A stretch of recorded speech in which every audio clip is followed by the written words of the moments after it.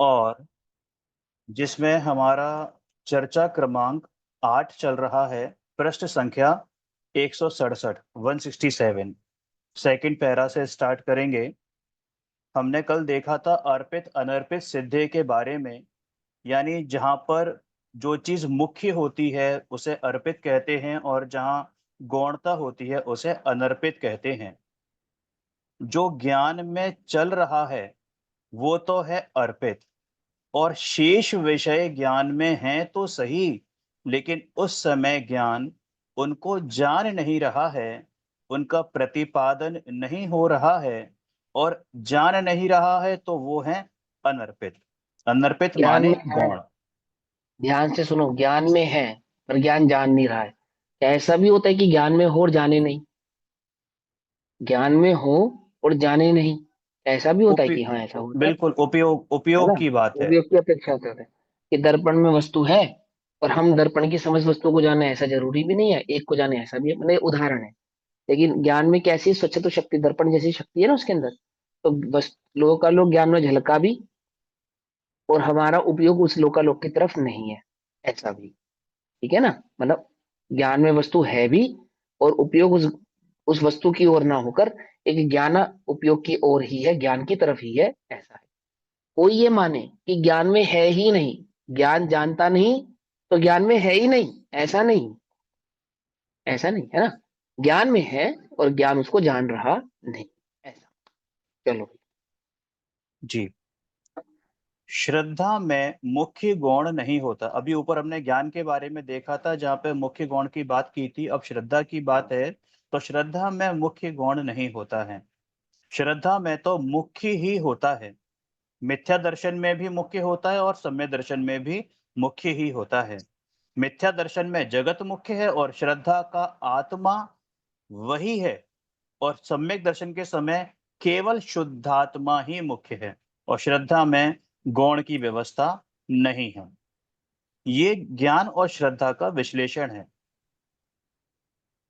हम्म, अब ठीक है।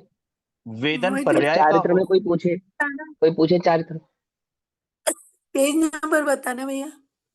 पेज पेज नंबर नंबर बताओ। आंटी 167, 167 है, सेकंड थैंक यू, पैराग्राफ।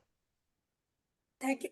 देखो, ज्ञान में मुख्य गुण, श्रद्धा में मात्र नोट मुख्य, कर लो। और चारित्र में स्थिर और अस्थिर।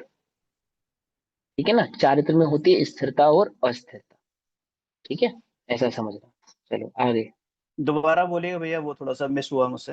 क्या बोला आपने लाइन? ज्ञान, ज्ञान में होता है मुख्य गुण, और श्रद्धा में होता है श्रद्धेय एक ही भाव रहता है, यानी मुख्य मुख्य भाव रहता है।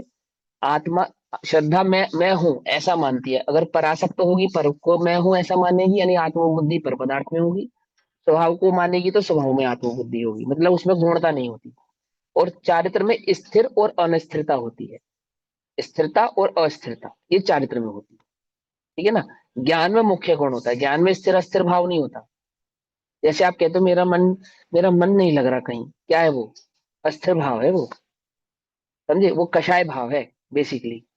कषाय परिणाम है, वो चारित्र का भेद है कि मेरा कहीं जी नहीं लग रहा, मेरा मन उचट रहा है, मैं कहाँ जाऊं, यहाँ जाऊं वहां जाऊं, मिथ्या दृष्टि की ऐसी अवस्था होती है ना, कषाय की अवस्था है ये।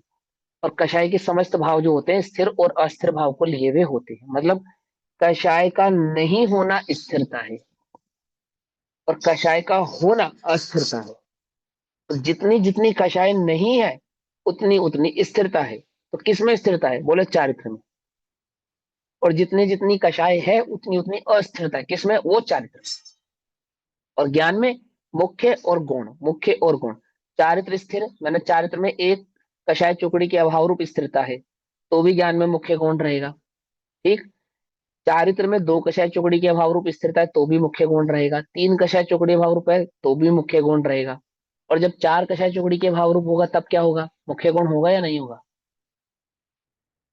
बोलो। नहीं होगा। नहीं होगा। क्यों नहीं होगा? क्यों नहीं होगा? चार क्योंकि कषाय चारों चौकड़ी दशाएं की, चौकड़ी का अभाव है ना। हाँ, तो उसमें ज्ञान में फिर मुख्य गुण क्यों नहीं होगा? उसका कारण बताओ ना। भैया मुख्य गौण इसलिए नहीं अनंत होगा ज्ञान क्योंकि वहां प्रकट पर हो गया ना, अनंत ज्ञान प्रकट हो गया। और कोई आंसर देना चाहे? पूर्ण अब वहां एक स्थिति ही विषय, पूर्ण ज्ञान का स्वामी। एक ही विषय रहा ना, ज्ञान का एक ही वो रहा, क्योंकि शुद्धात्मा मतलब ऐसा नहीं कि वो पर को नहीं जान रहा है, मैं उसकी बात नहीं कर रहा, लेकिन ज्ञान में। मुख्य हाँ गुण कैसे होगा? वो सोचो, प्रश्न जो पूछ रहा हूँ कुछ लॉजिकल होगा तभी बोल रहा हूँ ना। एक कषाय चौकड़ी का अभाव रूप भी ज्ञान में मुख्य गुण रहता है, दो कषाय चौकड़ी के अभाव रूप भी मुख्य गुण रहता है, तीन कषाय चौकड़ी के अभाव रूप भी मुख्य गुण रहता है, चार कषाय चौकड़ी के अभाव रूप मुख्य गुण होता है या नहीं होता है? नहीं होता है। माधुरी आंटी बताना चाह रही है कुछ नहीं होता है, तो क्यों नहीं होता है, रीजन बताओ ना। वहाँ शुद्धात्मा ही मुख्य है और पर जो जानने में आ रहा है लोकालोक वहाँ उस और उपयोगी नहीं है क्योंकि हाँ मधु आंटी, माधुरी आंटी, आप क्या कहना चाहते हैं? ज्ञान में जो है ना, ज्ञान में मुख्य गुण होता है, तो हाँ चार कषाय का अभाव हो गया तो ज्ञान जो है वो पूरा मतलब ठीक हो चार जाएगा। कषाय जो है ना पूरा हो गया ना वो, तो हाँ, फिर अनंत वहाँ ज्ञान हो गया, तो हम्म, वहां पे मुख्य गुण होगा या नहीं होगा? नहीं होगा। नहीं होगा, तो क्यों नहीं होगा? क्यों, मैं बताऊं भैया? कषाय का आप अभाव बोलो। क्योंकि क्योंकि वो जो ज्ञान है, केवल ज्ञान है, वो बराबर रूप से अपने को भी और पर को जान रहा है। अब मतलब बराबर देखो, रूप से जान रहा है। आप लोगों को सबको आंसर मालूम है, मैं जानता हूँ, लेकिन आप पकड़ नहीं पा रहे हो। मैं समझा देता हूँ, बहुत सिंपल सी बात है, ऐसा नहीं आप लोगों को आंसर नहीं मालूम, भाई वो प्रश्न शायद कैच नहीं कर पा रहे हो या वहां तक सोच नहीं पा रहे हो। म्यूट कर लो। देखो सुनो, एक कषाय चौकड़ी के अभाव से लेकर तीन कषाय चौकड़ी के अभाव रूप ज्ञान में मुख्य गुण होता है, क्योंकि छदमस्त के ज्ञान में मुख्य गुण होता है, और केवल ज्ञान में चार कषाय चौकड़ी का अभाव होने पर केवल ज्ञान युगपद होता है। तो जो ज्ञान युगपद होता है उसमें मुख्य गुण नहीं होता है, सिंपल बात। हाँ, वही एक क्या साथ कहा? जानता है, पूरे ज्ञान सबको एक साथ सिंपल सी जानता है। बात है ना। युगपद होने के कारण उसमें मुख्य गुणता होगी नहीं की नहीं। मुख्य गुणता छदमस्त ज्ञान का भेद है, और केवल ज्ञान युगपद है, तो जो जो ज्ञान युगपद होगा और उसमें मुख्य गुण हो गया अगर मान लो, तो उस ज्ञान को मुख्य गुण नहीं कह सकते हम। यानी कि युगपद यानी कि केवल ज्ञान नहीं कह सकते हम। वो तो क्षेपशम ज्ञान का भेद है, क्योंकि क्षेपशम ज्ञान में ही ऐसा होता है कि एक बार में एक को विषय बनावे, अन्य को विषय नहीं बनावे। आगे बस समझ में, श्रद्धा और चारित्र की अपेक्षा से तो स्वलीन है, ज्ञान की अपेक्षा से नहीं। ध्यान से समझ, हम ज्ञान के संबंध नहीं जानते हैं अभी, तो हम ये अर्थ निकालते हैं कि केवली पर को नहीं जानते हैं, अर्थात वहां ज्ञान में मुख्यता स्व की है और पर की मुख्यता नहीं है, ऐसा अर्थ कर देते हैं हम। लेकिन आपको ये समझना पड़ेगा कि जिस ज्ञान में युगपद भाव होता है, केवल ज्ञान जिसको हमने कहा है, उस ज्ञान में मुख्य गुणपना नहीं होता है केवल ज्ञान की अपेक्षा से। तो फिर मुख्य गुणपना क्या होता है कि श्रद्धा का श्रद्धेय आत्मा मुख्य होता है, और चारित्र भाव में स्थिरता स्वभाव में होती है। तो वहां उसकी अपेक्षा से उसको कहा कि लीनता तो स्वयं में है, श्रद्धा तो स्वयं में है, परंतु ज्ञान युगपद होने से वहां ज्ञान और ज्ञे भाव जो है ना, दोनों जो जानने में आ रहे, पर पदार्थ जो जानने में आ रहा है और स्व आत्मा जो जानने में आ रहा है, वो युगपद हो गया। वहां पे युगपद हो गया अर्थात अभेद भाव से जानने में आता। भेद तो है, स्व पर का भेद तो है, श्रद्धा और चारित्र की अपेक्षा से, ज्ञान की अपेक्षा से नहीं। समझ में आई बात? नहीं समझ में आई? ज्ञान में स्वपरपना तो है, एक पर समय में मुख्य जानने गुणपना में आ नहीं रहा है। एक ही समय में जानने में आ रहा है, मुख्य गुणपना नहीं है। पकड़ में आई बात या नहीं पकड़ में आई? किसी को कंफ्यूजन है इस बात में या नहीं? क्लियर हो गई बात? तीन कषाय चौकड़ी के अभाव रूप तक मुख्य गुण रहेगा, क्योंकि छद्मस का ज्ञान है, और केवल ज्ञान में भी मुख्य गुण पना करने लगे तो केवल ज्ञान की महिमा नहीं है फिर वो। समझ नहीं? बात नहीं समझ? उससे बहुत गड़बड़ हो जाएगी, ब्लंडर मिस्टेक हो जाएगी, क्योंकि केवल ज्ञानी जब पर संबंधी बात बताएंगे, जैसे अर्थ प्रयोग के संदर्भ में केवल ज्ञान से चर्चा की जाए, पूछा जाए, अथवा परमाणु के सूक्ष्म भाव के वस्तु स्वरूप के संदर्भ में जब केवल ज्ञान से पूछा जाएगा, अथवा अथवा केवल ज्ञान में जब ये प्रश्न उठेगा कि ये जो रावण का जीव है अथवा जो श्री कृष्ण का जीव है, ये भविष्य में क्या बनेगा, तो केवल ज्ञान में जब ये झलकेगा, मतलब भगवान के ज्ञान में जब ये बात झलक रही होगी उसके अगले भाव, फ्यूचर के भाव, तो उस समय ज्ञान क्या स्वयं को नहीं जान रहा होगा? केवल ज्ञानियों का ज्ञान, क्योंकि वहां पे मुख्यता तो प्रश्न की हो जाएगी ना। मुख्यता उस समय के लिए प्रश्न के उत्तर की हो जाएगी या नहीं हो जाएगी? जैसे मैं आपसे प्रश्न पूछूं, मोहित भाई आप कहाँ रहते हो, तो आपका सारा उपयोग कहाँ चला जाएगा? एड्रेस बताने में चला गया, नहीं पता चला गया? और अन्य सारी बातें गौण हो गई या नहीं हो गई? लेकिन केवल ज्ञान के साथ ऐसा नहीं होगा। तो चार कषाय चौकड़ी के अभाव रूप वर्तने वाले ज्ञान में मुख्य गुण नहीं होता, ये छद्मस की अपेक्षा से ज्ञान में मुख्य गुण होता है। ये बात हमें समझ में आनी चाहिए। ठीक, चलो भाई आगे। दो हाँ हेतु माधुरी आंटी दिए, आप। दो हेतु दिए आपने एक तो छद्मस्त के ज्ञान तक ही मुख्य गौण रहता है और दूसरा केवल ज्ञान हो गया तो युगपत होता है, इसलिए वो हाँ जो है मुख्य मुख्य गौण गुण नहीं नहीं होता। करेगा। ये दो हेतु हो गए। हाँ हाँ, दो और फिर वहां पे मुख्य गुणता जो कही गई वो किस अपेक्षा से गई, कि श्रद्धा और चारित्र की अपेक्षा से कही गई, क्योंकि वहां चारित्र में स्वलीनता है कंप्लीटली और श्रद्धा हाँ, स्वाश्रित है कंप्लीटली। तो वहां पे स्वभाव की अपेक्षा से, लीला की अपेक्षा से तो कहा कि आत्मा ही मुख्य है, ये अपेक्षाकृत बात है। लेकिन अगर हम ज्ञान की अपेक्षा से चर्चा करेंगे तो केवल ज्ञान में मुख्य गुण नहीं होता। ठीक, चलो एक आगे। एक जी भैया। अब क्वेश्चन आया है कि पर्याय में पर्याय का वेदन होता है या द्रव्य का वेदन होता है। बाबूजी ने बोला कि वेदन पर्याय में पर्याय का ही होता है, लेकिन उस समय क्योंकि वो उस द्रव्य के साथ द्रव्य के आकार बन गई है, यानी ज्ञायकाकार बन गई है, तो स्वयं को ज्ञायकाकार अनुभव करती है। तो वो इस तरह अनुभव करती है कि मैं तो मात्र ज्ञायक ही हूं, इस तरह अनुभव देखो अब करती कोई है, यानी कोई अभेद हो कहीं गई है।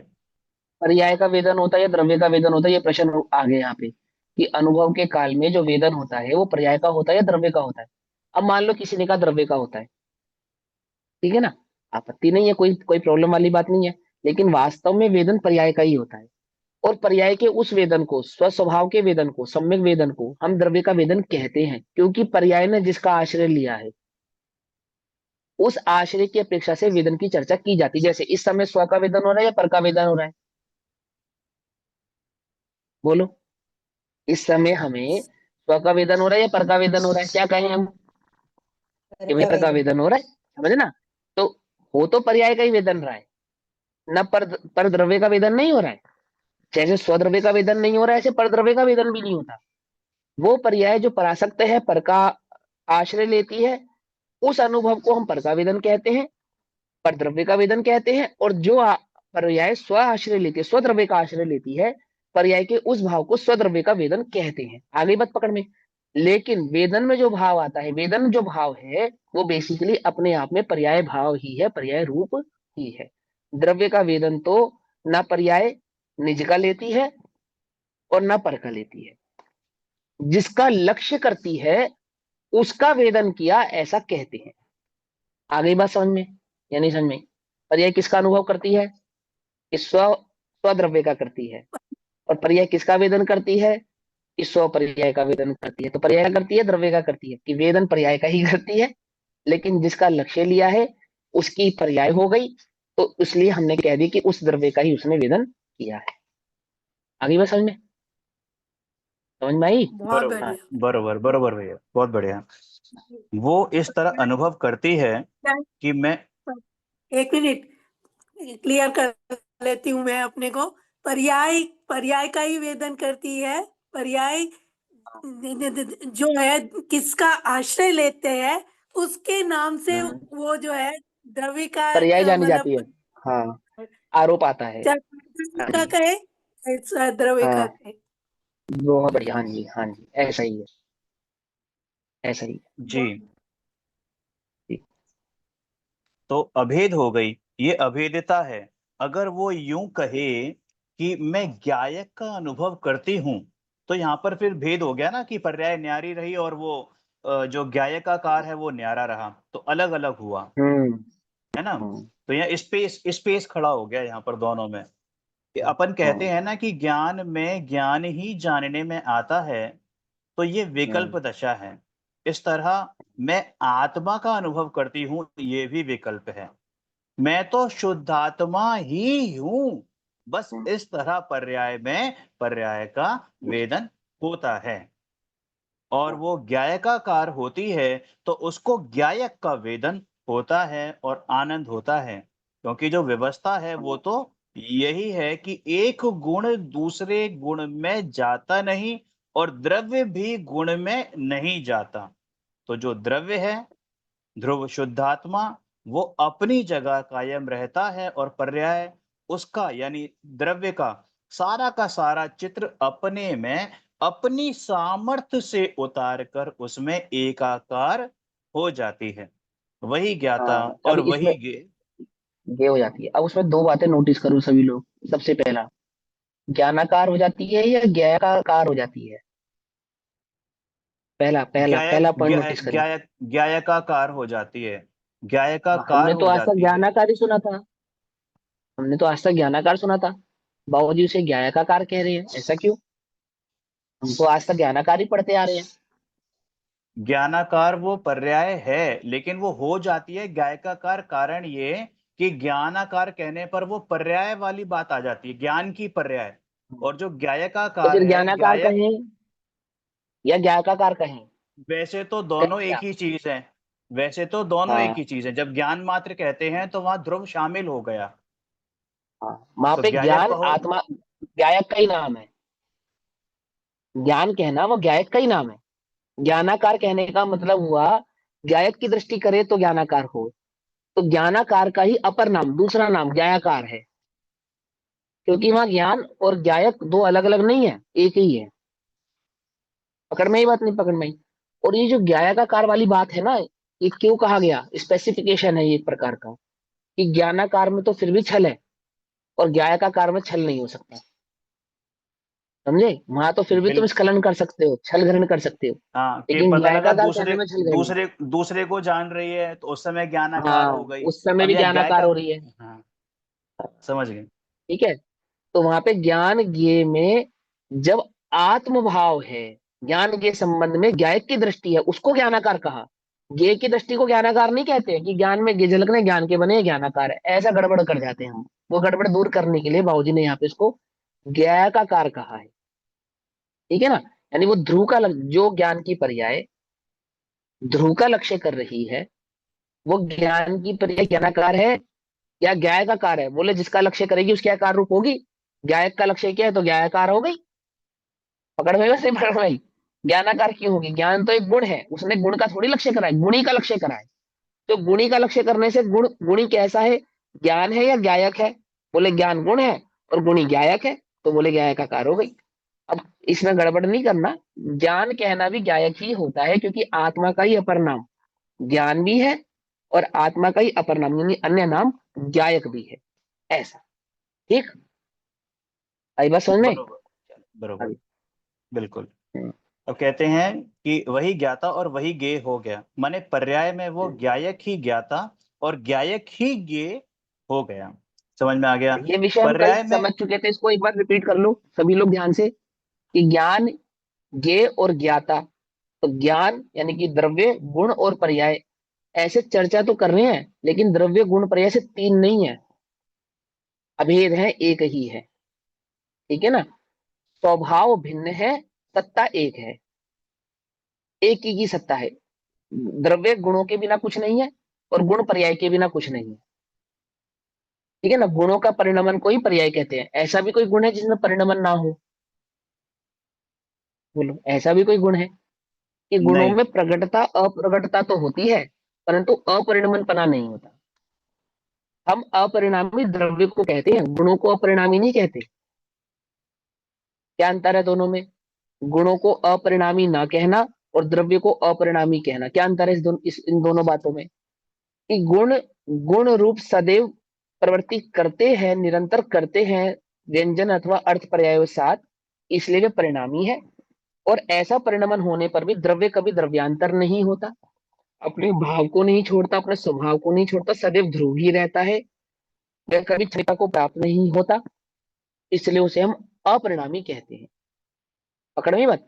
तो गुण सदैव परिणामी होते हैं और द्रव्य सदा अपरिणामी होता है। विरुद्ध धर्म वस्तु हो गया, एक ही धर्म, एक ही आत्मा में विरुद्ध धर्म है ना, परिणामी भी है और अपरिणामी भी है। बोले कैसे?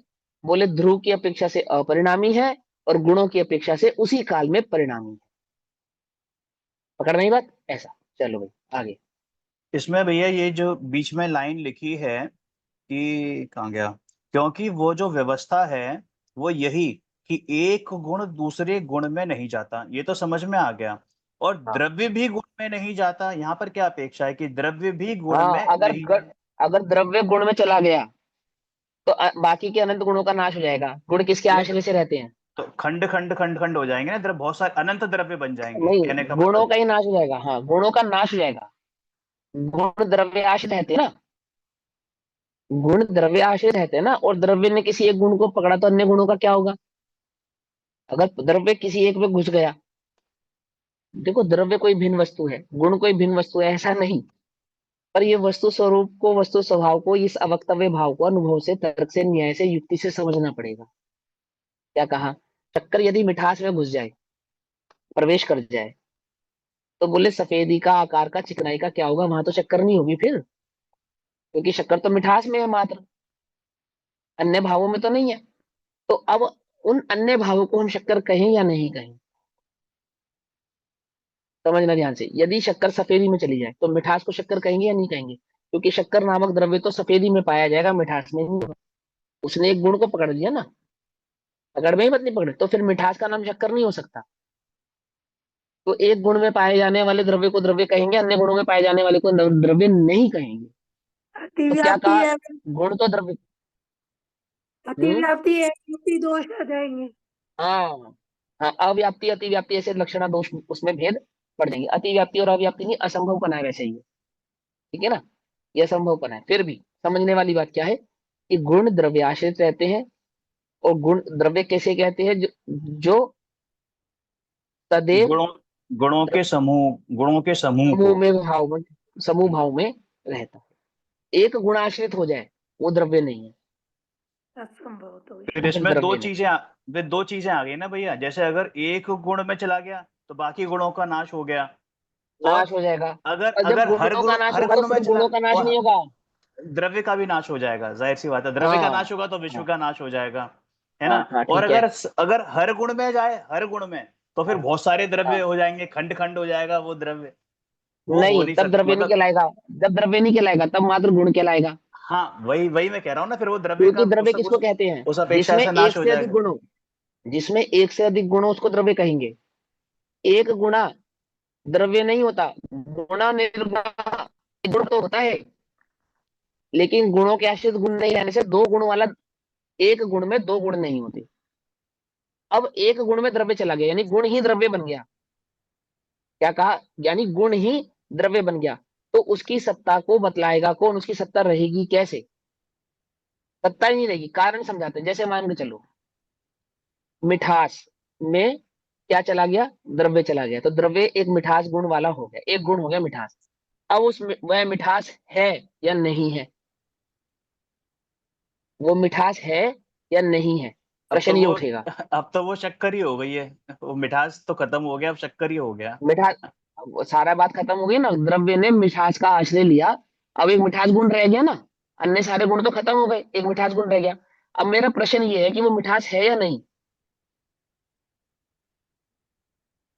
वो मिठास है या नहीं? अगर हमने कहा है तो दो गुण हो गए।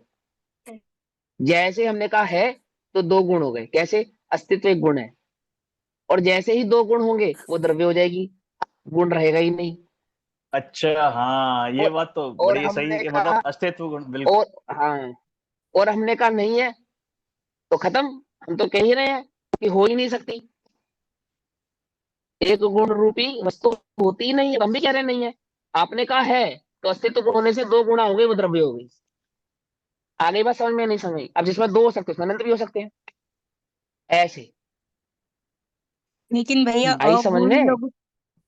अगुरु हाँ, लघुत्व हाँ, हाँ, गुण होने के कारण तो ऐसा नहीं होगा ना। वो तो असंभव होने की तो बात ही चल रही है। प्रश्न तो यही उठा ना कि द्रव्य जो है वह कभी गुणों को एक गुण को समर्पित नहीं होगा। यही तो कहा, असंभव इसलिए तो कह रहे हैं उसको, क्यों नहीं होगा, असंभव क्यों है? तो उस क्यों का आंसर दे रहे हैं कि इसलिए है। अगर एक गुण वाला कहेंगे तो एक गुण है या नहीं है ऐसा पूछा जाएगा ना, और जैसे आपने कहा है तो आप फंस गए, दो गुण हो गए।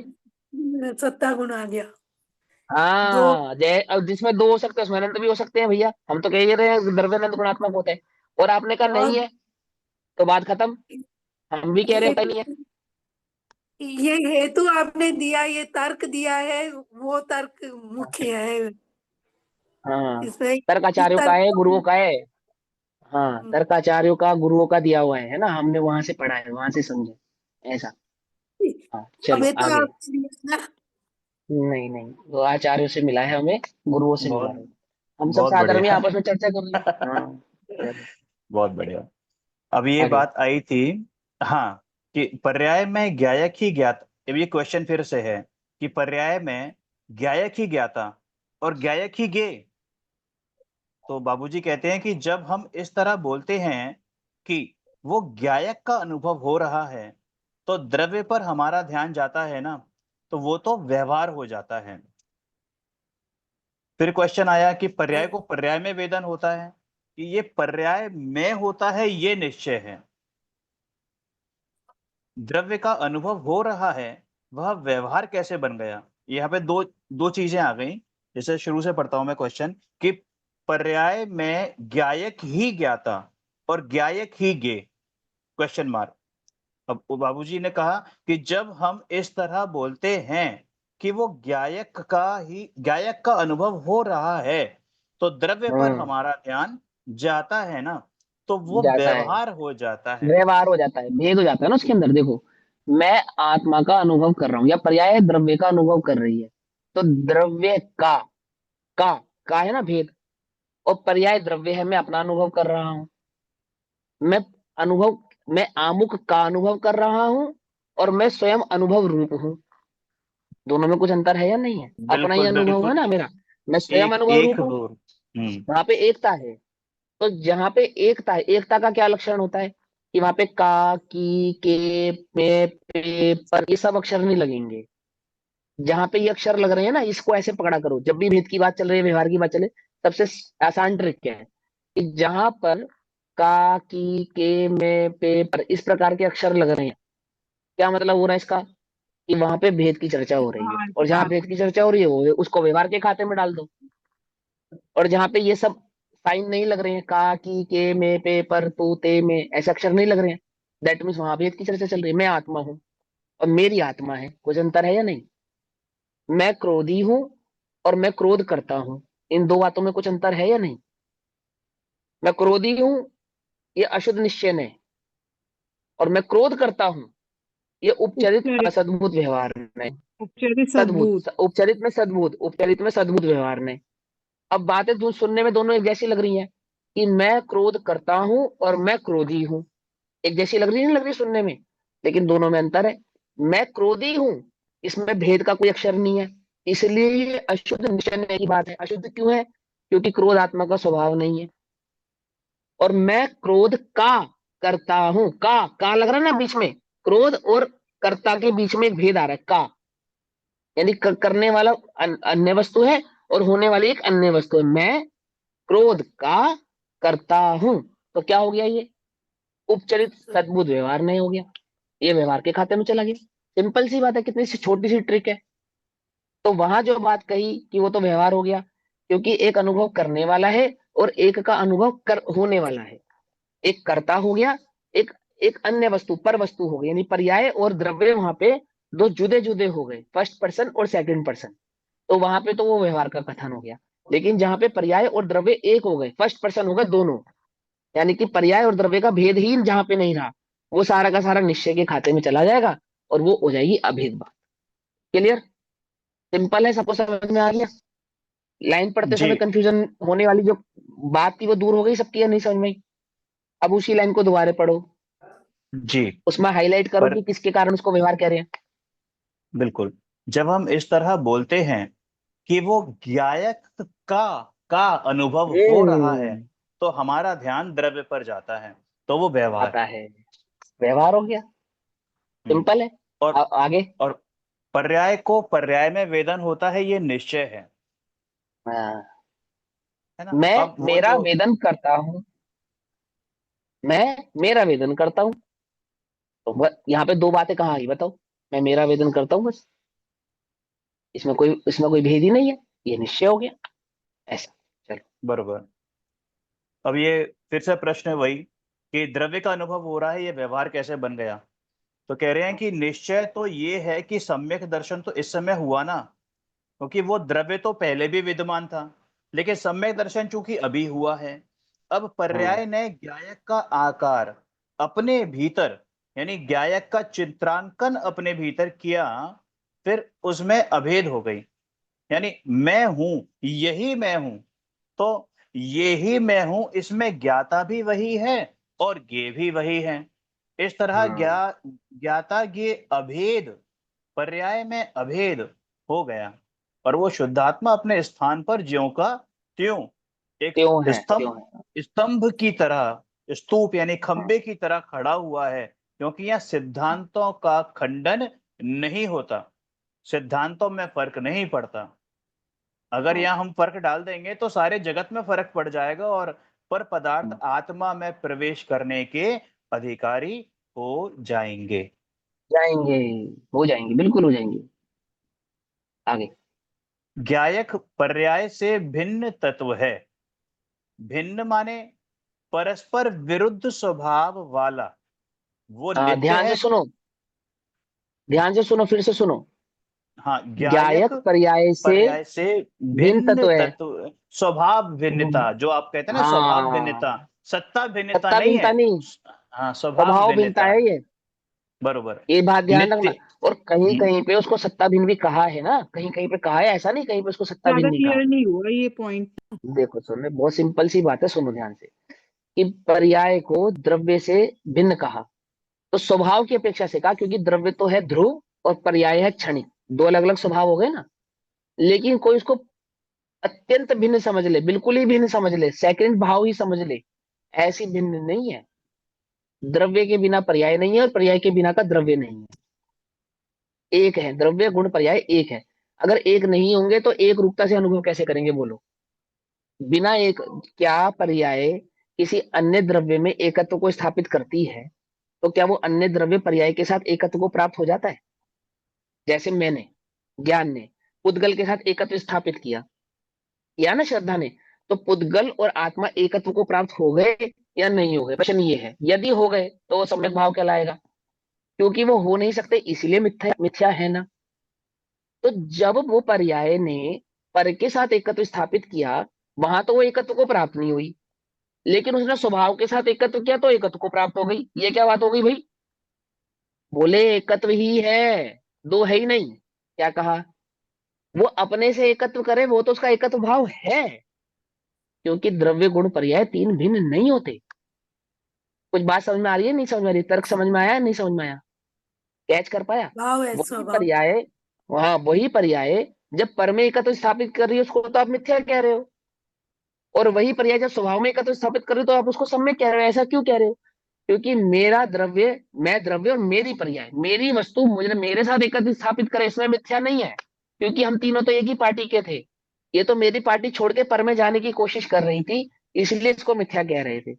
और जो कि ये कर नहीं सकती, चाह कर भी नहीं कर सकती। पर्याय चाहे पर से एकत्व करना तो चाहती है, ये तो उसका मिथ्यात्व है, पर होता नहीं है। यदि हो जाए तो उसको मिथ्यात्व नहीं कहेंगे, इसको सम्यक कहेंगे। पर्याय चाहती है पर से एकत्व करना, और यदि पर से एकत्व हो जाए तो उस पर्याय को मिथ्या पर्याय नहीं कहेंगे, उसको तो सम्यक पर्याय कहेंगे, क्योंकि जैसा वो चाहती है वैसा हो गया। कुछ बात समझ में आती है, नहीं आती है? और स्वभाव में एकत्व स्थापित करती है, क्योंकि वो होता है, क्योंकि वो होता है इसलिए वो सम्यक है। क्या कहा? मिथ्या माने क्या?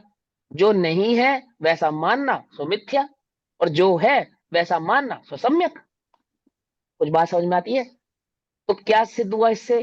कि मैं द्रव्य, मेरे गुण और मेरी पर्याय, हम तीन नहीं है, हम एक ही हैं, एक ही पार्टी के हैं।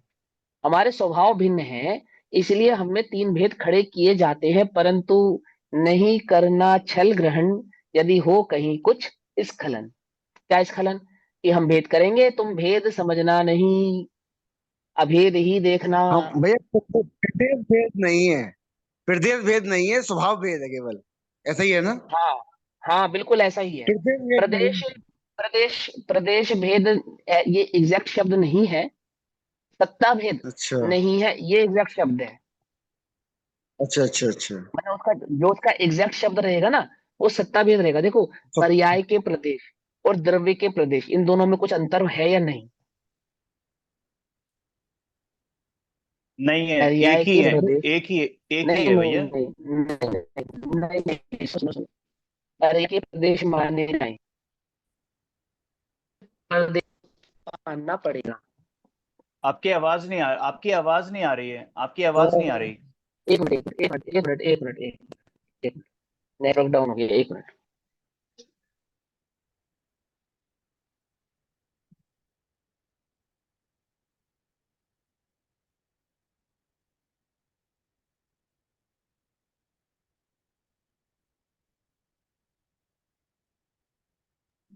नहीं आ रही है आवाज। जी नहीं आ रही है। आवाज आवाज आवाज नहीं आ रही है हिमांशु भाई। एक मिनट रुको, एक मिनट रुको, एक मिनट।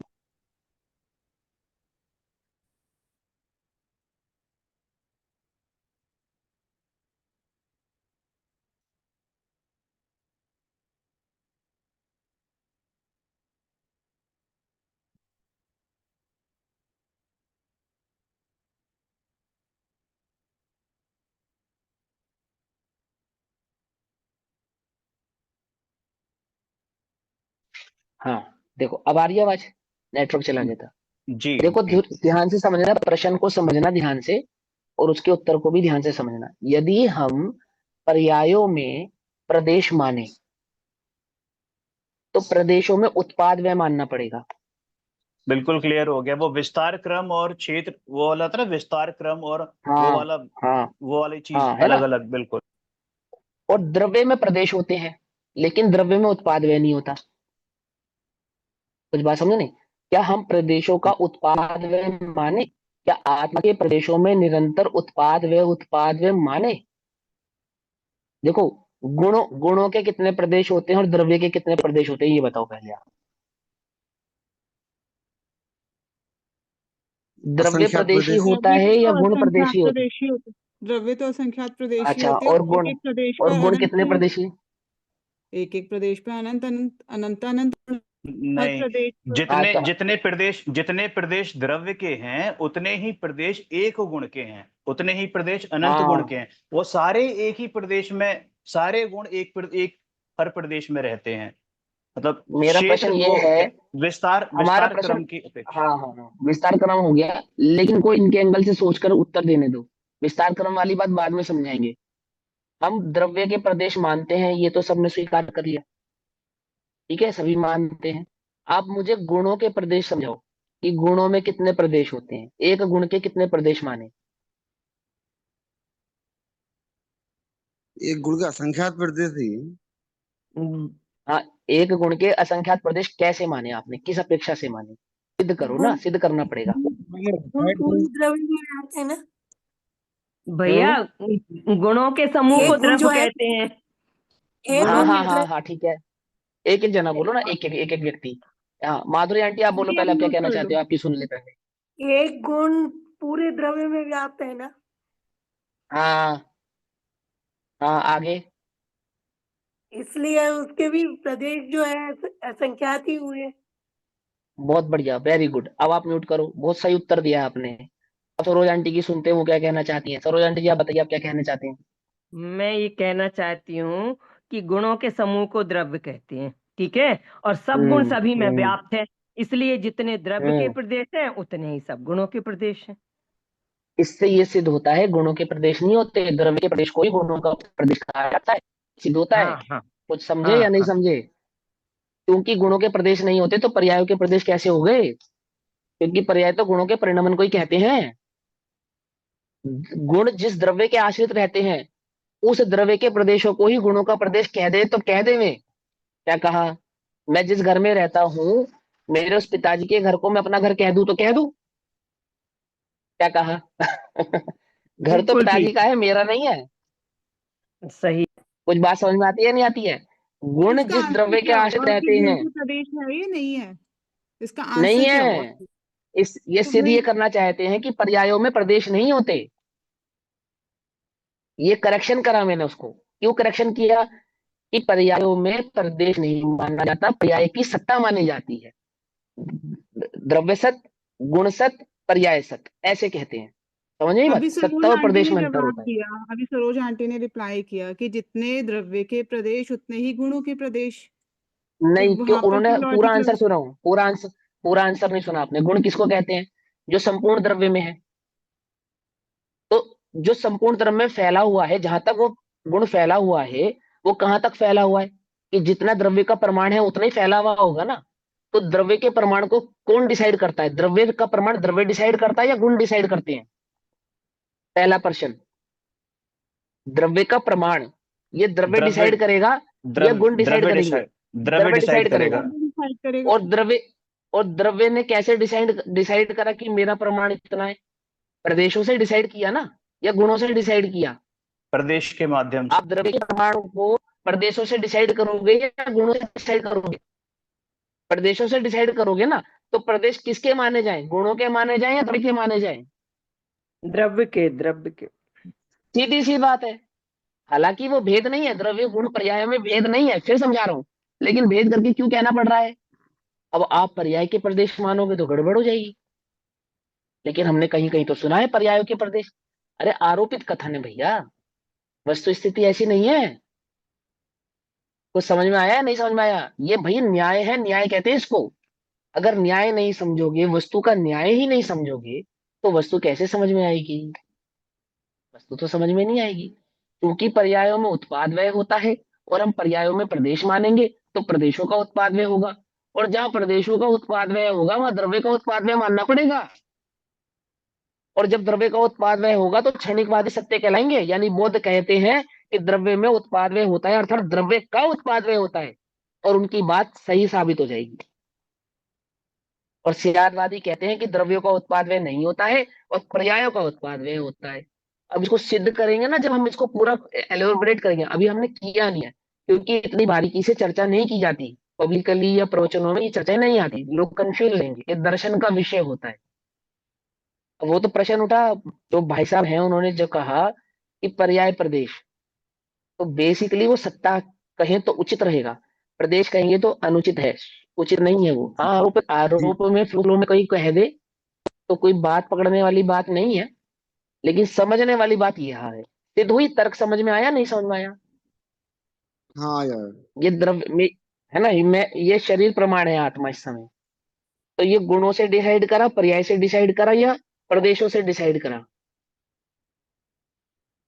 ये आत्मा, मैं ये शरीर प्रमाण हूं द्रव्य इस से समय, द्रव्य से तो ये डिसाइड नहीं, ये डिसाइडेशन गुणों से हुआ, पर्याय से हुआ, या प्रदेशों से हुआ? द्रव्य के प्रदेशों से हुआ ना, कि प्रदेश ये संपूर्ण प्रदेशों आत्मा से है। हुआ है ना, प्रदेशों से हुआ, गुणों से नहीं हुआ। और पहले प्रदेशों से डिसाइड करने के बाद अब हमने कहा हाँ, जितने प्रदेश उतने गुण, क्योंकि गुण प्रदेश आश्रित है, प्रदेश गुण आश्रित नहीं है। क्या समझे? तो समझे या नहीं समझे? जब आत्मा के प्रदेश फैलेंगे इस लोक में केवली समुद्घात के समय, तो आकाश के प्रत्येक प्रदेश पे आत्मा का एक प्रदेश होगा या नहीं होगा? होगा बिल्कुल ना, हो। Very good. और आत्मा के उस एक प्रदेश में आत्मा के अनंत गुण होंगे या नहीं होंगे? बरोबर हाँ। होंगे। होंगे। और उन अनंत गुणों में अनंत पर्याय हो रही होंगी या नहीं हो रही होंगी? हो रही होंगी। उन अनंत पर्यायों में प्रदेश भेद रहेगा या नहीं रहेगा? क्योंकि प्रदेश तो रहेगा। फैले हुए हैं। कुछ बात समझ में आ रही ना? इसलिए प्रदेशों में उत्पाद व्यय नहीं होगा, गुणों की पर्यायों में तो उत्पाद व्यय होगा, और प्रदेशों में नहीं होगा। क्यों नहीं होगा? क्योंकि पर्यायों के नहीं होते, प्रदेशों में पर्याय तो होती है, पर्यायों में प्रदेश नहीं होते। अंतर समझ में आया या नहीं समझ में आया? अगर नहीं समझ में आया तो फिर पूछना, फिर बताएंगे, ठीक है? और अलग तरीके से समझाएंगे, पर ध्यान से समझना है।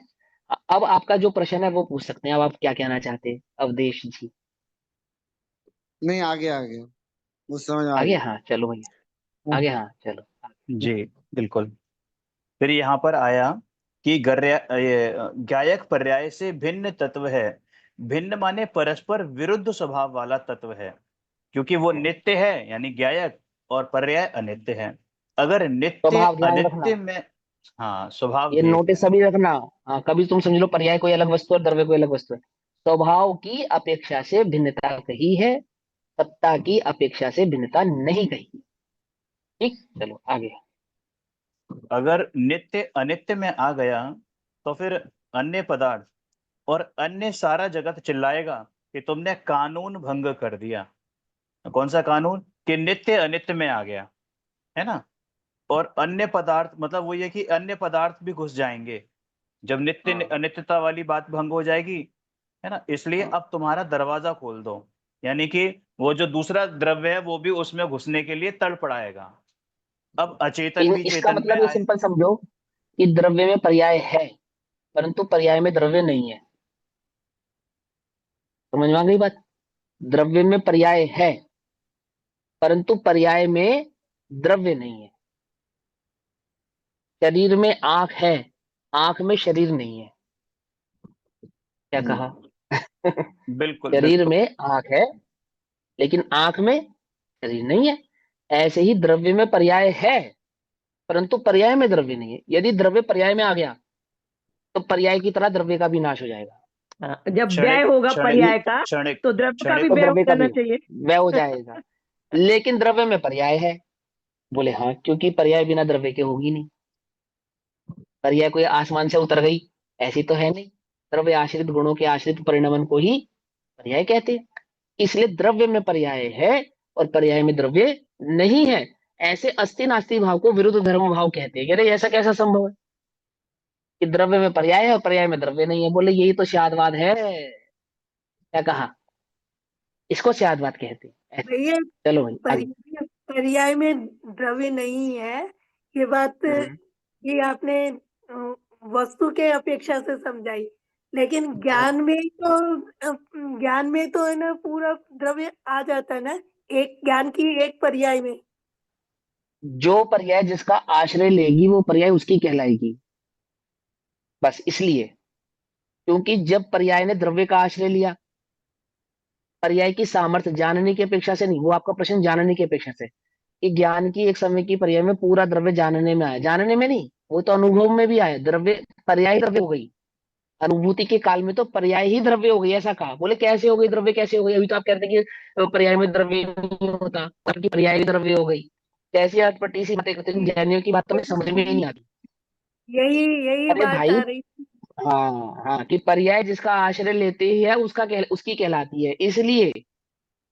लेकिन आश्रय लेने से वो जिसका आश्रय लिया है वो पर्याय में नहीं चला जाता। वो क्या वो कहा? बोलो भैया। बेटी ब्याह के पति के घर जाती है या पति ब्याह के बिटिया के घर जाता है? कौन किसके घर जाता है? बोलो। है? भाई आजकल तो लड़की ब्याहती है, पति के घर घर जाती जमाई है। भी होता है। हाँ, आजकल की तो बात अलग है। हाँ भैया, लेकिन वो लोग में इसको अच्छा नहीं मानते। अच्छा ये नहीं मानते। जो राजमार्ग है वो बतलाओ। उदाहरण एक देश लगता है, सर्वदेश नहीं हाँ लगता। हाँ, वो तो कोई नहीं, वो तो राजमार्ग मतलब। राजमार्ग तो यही है कि भैया बिटिया ब्याहती है और पति के घर जाती है। फिर वो बिटिया किसकी कहलाती है? पिता की कहलाती है या पति की कहलाती है? बिटिया तो पिता की ही होगी, पत्नी कहलाएगी हाँ पति की। हाँ, तो वो लड़की किसकी है? वो है किसकी? पति की है या पिता की है? किसकी है वो? अब वो है पति की किसकी? जिम्मेदारी अब पति की हो गई। जिम्मेदारी पति की हाँ, हो गई अब वो। यानी उसने जिसका वर्ण किया वो उसकी हो गई। कहने का मतलब ये है कि उसने जिसका वर्ण किया वो उसकी हो गई।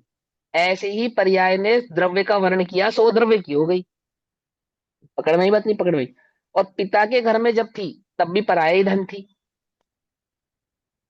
पिता ने तब भी उसे अपना नहीं माना। तो पर्याय स्वतंत्र है? बोले स्वतंत्र नहीं है, द्रव्याधीन ही है। एक बात। और द्रव्य का आश्रय ले ले तो द्रव्य ही हो जाती है, अर्थात वह जिसका आश्रय लेती है उसकी हो गई, ऐसा कहलाती है। लेकिन तो भी द्रव्य पर्याय में प्रवेश करता नहीं है। पर्याय से कैसा रहता है? अत्यंत भिन्न। उल्टा नहीं पकड़ना, छलग्रहण नहीं करना है। कि द्रव्य अपनी पर्याय से कैसा रहता है? बोले अत्यंत भिन्न, अछूता। छू भर भी ले तो नाश को प्राप्त हो जाए। क्या? छू भर भी ले तो नाश को प्राप्त हो जाए। छूता भी नहीं है। और पर्याय किसकी है? वो पूरी की पूरी समर्पित द्रव्य की, अर्थात पर्याय ही वहां द्रव्य हो गई। ऐसा कहा। किसकी अपेक्षा से? कि उसने समर्पण किसको किया उसकी अपेक्षा से। ये बिटिया किसकी है?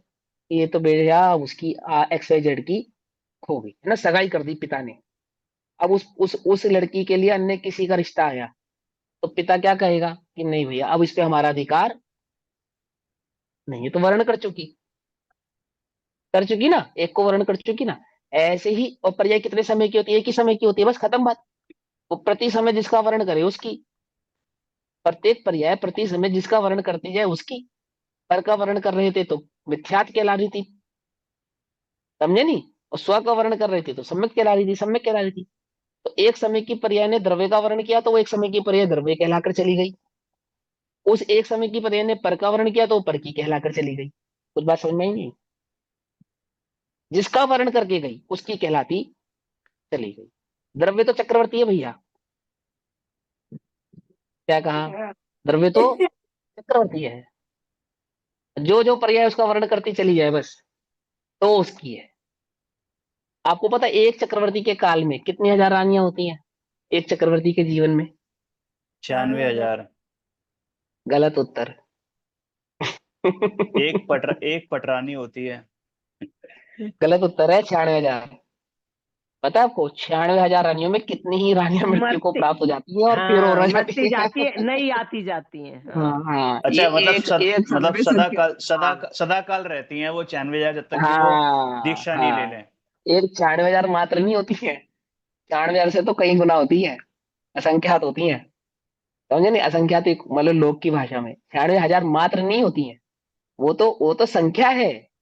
एक समय में 96,000 तो रहेंगी ही रहेंगी ऐसा। एट ए टाइम, हाँ at a time at a 96,000 time रहेंगी बस। ही हाँ। रहेंगी रहती है। हाँ, अब वो कितनी रानियां मरती जाती हैं, नहीं आती जाती है, मरती जाती है, नहीं आती, मतलब उनका देवलोक हो गया जिन जिनका, उसकी जगह वो नई ये नई तो आती पहली जाती बार पता चला है, इंद्र का तो पता था पर इसका नहीं है। अरे पता था चक्रवर्ती। इंद्र इंद्र के साथ चक्रवर्ती के साथ भी ऐसा था। एक पटरानी की जो आयु होती है वो सम चक्रवर्ती समभाव रहती है, चक्रवर्ती के आयु के प्रमाण रहती है उसकी।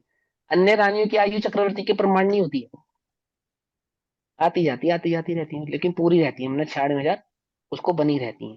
पर्याय जैसी है, एक समय की आती है चली जाती है, आती किसकी कहलाती है?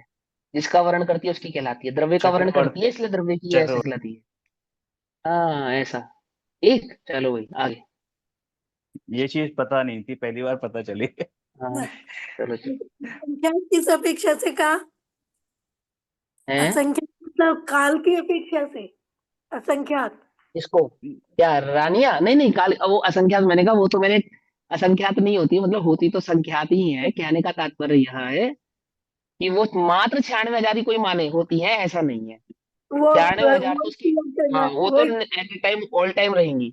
अब मान लो कोई 10, 20, 50, 100,000 रानियां देवलोक देवगति को प्राप्त हो गई तो तुरंत उसकी जगह अन्य रानियों की प्राप्ति उसको सहज ही हो जाती है, ऐसा। ठीक है ठीक है ठीक है ना? ठीक। हाँ, वो सहज ही भाव प्राप्त हो जाता है उसको, ऐसा नियोग उसका ऐसा ही है। चक्रवर्ती का नियोग भाव ऐसा ही है, जी। ऐसा। चलो। अगर नित्य अनित्य में आ गया तो फिर अन्य पदार्थ और अन्य सारा जगत चिल्लाएगा कि तुमने कानून भंग कर दिया, इसलिए अब तुम्हारा दरवाजा खोल दो। अब अचेतन भी चेतन में आएगा और चेतन अचेतन में जाएगा, लेकिन कुदरत का जो संविधान है वो कभी भंग नहीं होता। अब चाहे इसे अपने ऊपर अप्लाई करो या दूसरे के ऊपर करो। अब प्रश्न फिर किया है कि पर्याय ने अपना ज्ञायक बना लिया, इसका क्या अर्थ है? देखो, बना लिया ना, पर्याय ज्ञायक नहीं बनावे तो फिर किया क्या उसने? उस समय क्या कमाल हुआ?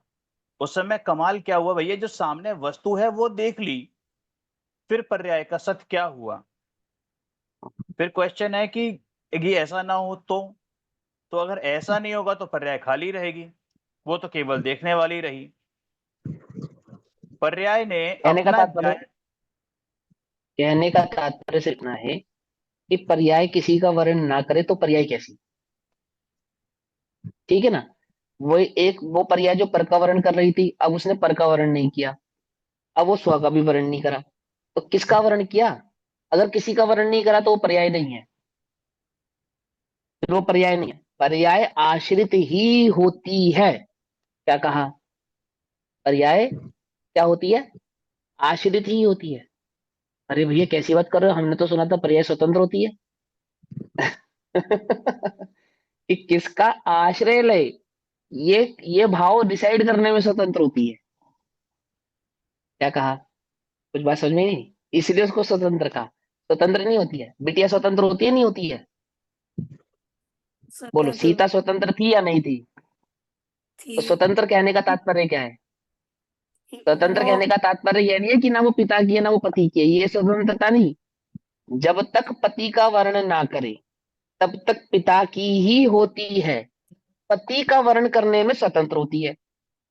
क्या कहा कि मैं पिता के बाद किसके किसके पास जाऊंगी, इस बात को डिसाइड करने के लिए वो स्वयंवर की कन्या स्वतंत्र होती है, परंतु वह स्वतंत्र नहीं होती है, आश्रित ही होती है। या तो पिता के आश्रित होती है या तो पति के आश्रित होती है। आई बात समझ में?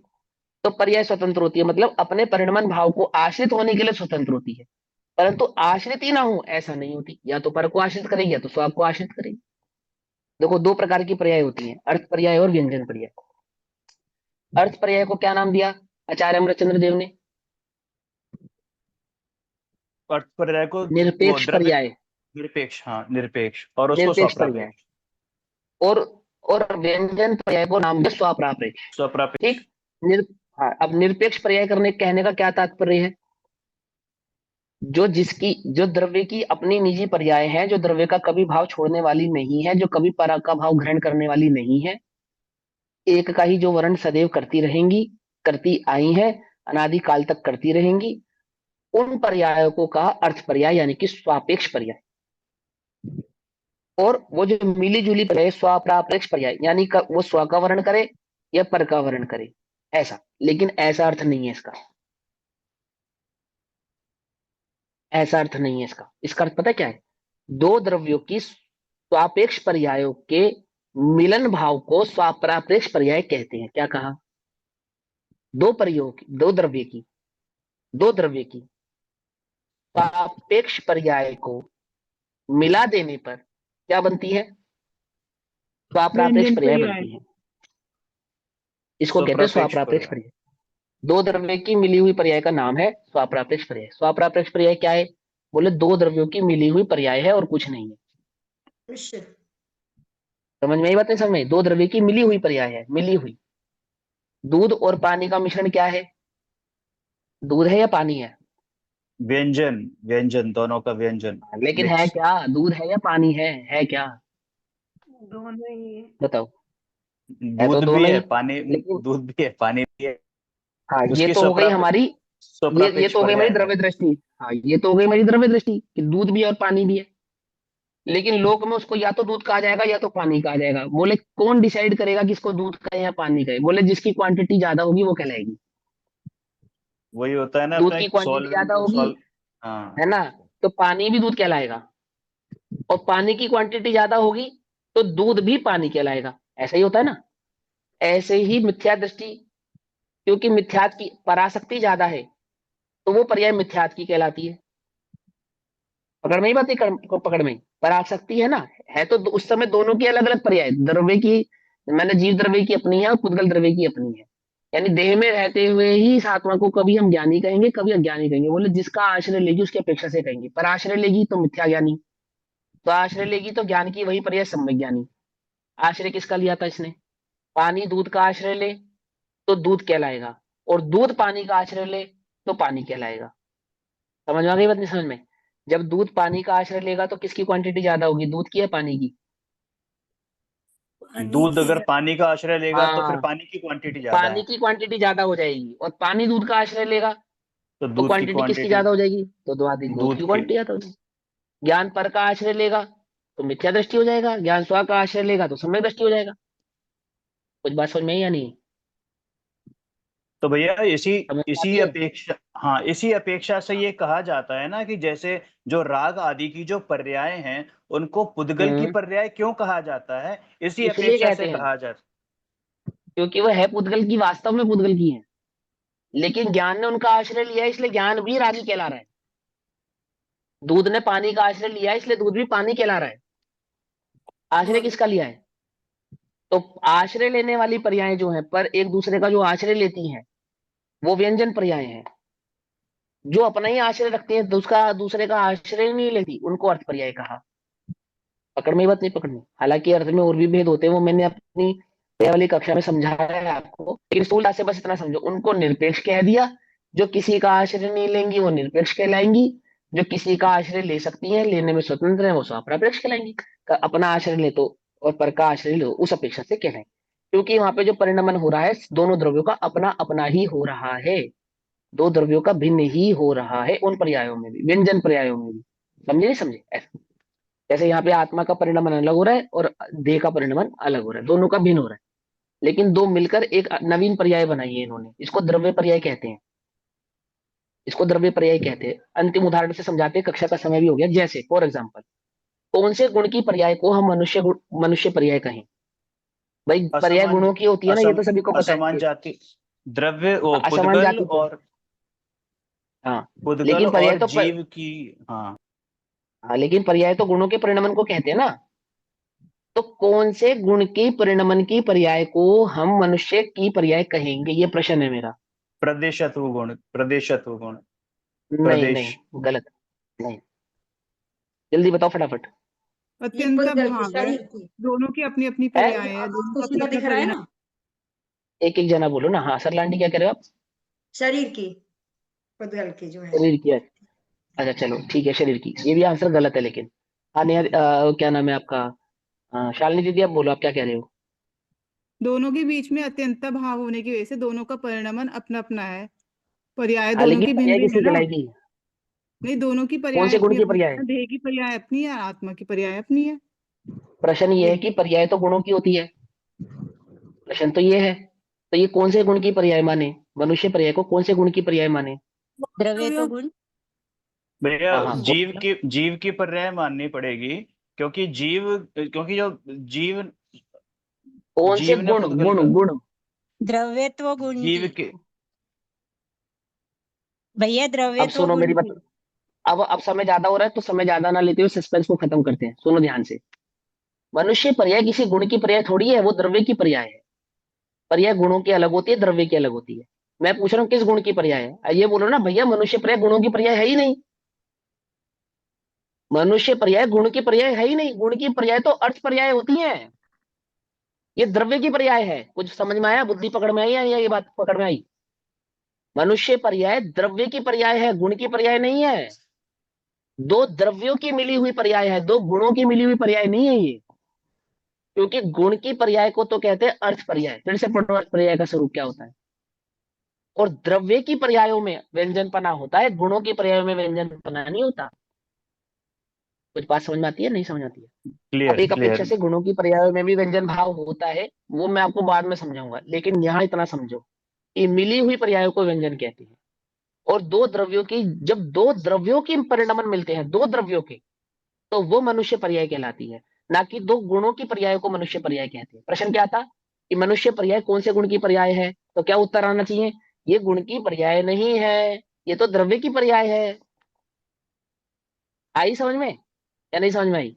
पकड़ना सीखो, ये अलर्ट रह के बैठो, अलर्ट। समझे? क्यों भैया? लाल पे रुक जाओ, लाल पे चलो और हरे पे रुक जाओ, सही है या गलत? लाल पे लाल पे रोको चलो नहीं, गलत है ना। और हरे पे रुक जाओ। लाल पे रुकते अच्छा, हैं, हरे पे चलते हैं। मैं पर तरबूज की कहाँ बात पे कर रहा हूँ। भैया? पर कहाँ पे? मैं तरबूज की बात कर रहा हूँ, कुछ बात समझे नहीं समझे? अलर्ट रेस ऐसी, मैं रेड लाइट की बात ही नहीं कर रहा। तरबूज में तो रेड पे शुरू हो जाओ और हरा है तो रुक जाओ। समझे ना? अलर्ट होके, बहुत अलर्ट होके, बढ़िया। ऐसे अलर्ट होके सुनोगे तो बात समझ में आएगी। अब अलर्ट हो नहीं रहोगे तो कुछ का कुछ हो जाएगा। तो मनुष्य पर्याय कौन से गुण की पर्याय है कि भैया गुणों की नहीं है ये, ऐसा तुरंत? ये तो द्रव्य की पर्याय है। अब हमारे ज्ञान में ये बात क्लियर होनी चाहिए कि वहां द्रव्य की पर्याय की चर्चा चल रही है, गुण की पर्याय की चर्चा चल रही है। गुण सम्यक गायब कर दर्शन को दिया ना हम, हमने, गुण को गायब कर दिया। हाँ गुण गायब कर दिया है, और अब गुण ढूंढने लगे। हम उसे ज्ञान की पर्याय कहें, दर्शन की कहें, चारित्र की कहें। अरे ज्ञान दर्शन चारित्र की पर्याय, ये मनुष्य पर्याय कहलाती ही नहीं है। समझे नहीं समझे? ऐसे ऐसे पकड़ दो। तो वो पुद्गल की पर्याय है, क्योंकि हमें देह दिख रहा है इसलिए हम पुद्गल की कहते हैं। समझे? ऐसा। चलो भाई, हो गया बात, द्रव्य की पर्याय है, पुद्गल की भी पर्याय है। जी। अब ये बात पूरी हो गई, तो बाकी चर्चा हम कल करेंगे। तब तक के लिए सभी को जय जिनेन्द्र, ओम नमः सिद्धेभ्यः। निज निधि निज में बताई, यह अनंत उपकार है उसके लिए जिन